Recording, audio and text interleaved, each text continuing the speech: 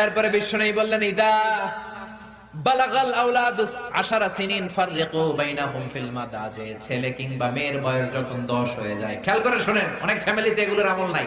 ছেলে কিংবা মেয়ে বয়স যখন 10, ফাররিকু বাইনাহুম ফিল মাদাজি, বিছানা আলাদা করে দাও।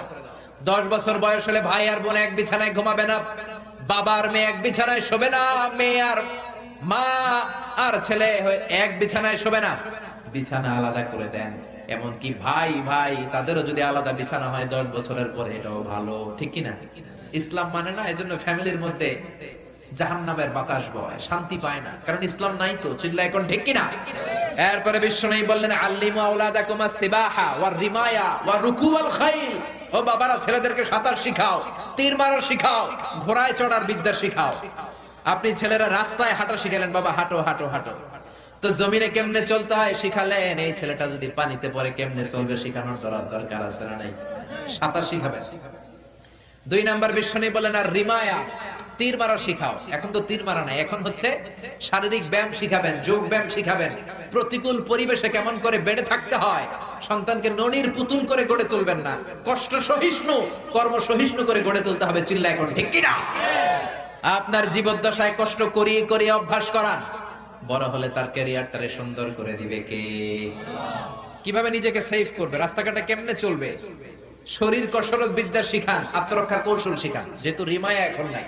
3 নম্বরে বিশ্বনবী বললেন রুকুবাল খাইল, ঘোড়ায় কেমনে চড়ে শিখাও। এখন ঘোড়া নাই, সাইকেল চালানো শিখাবেন।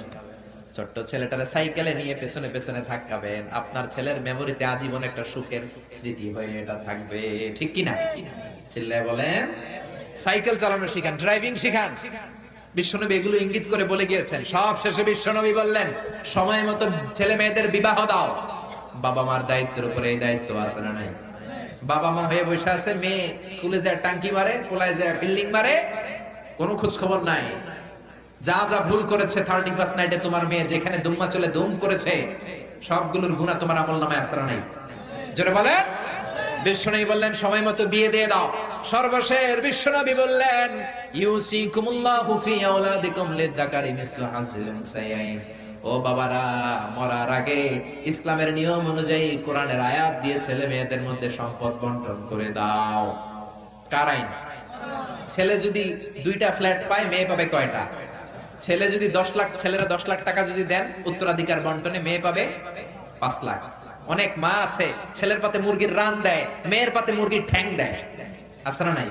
তো মেয়ের ঠ্যাং দিলেন কেন? মায়ের কি রান খাইতে মন চায় না? যেই বাবা মা ছেলের পাতে মুরগির রান, মেয়ের পাতে মুরগির ঠ্যাং দেয়, ওই মা বাবার শেষ জীবনটা ছেলের বাড়িতে কাটে না, মেয়ের বাড়িতে কাটে, মেয়ের জামাইয়ের বাড়িতে কাটে। চিল্লায় বলেন ঠিক কিনা? এজন্য আল্লাহ বললেন গোলাম, দাম্পত্য জীবনের সবচেয়ে বড় উপহার সন্তান। ওই সন্তানকে আল্লাহর দেয়া দিক নির্দেশনা অনুযায়ী লালন পালনের দরকার আছে রাড়াই।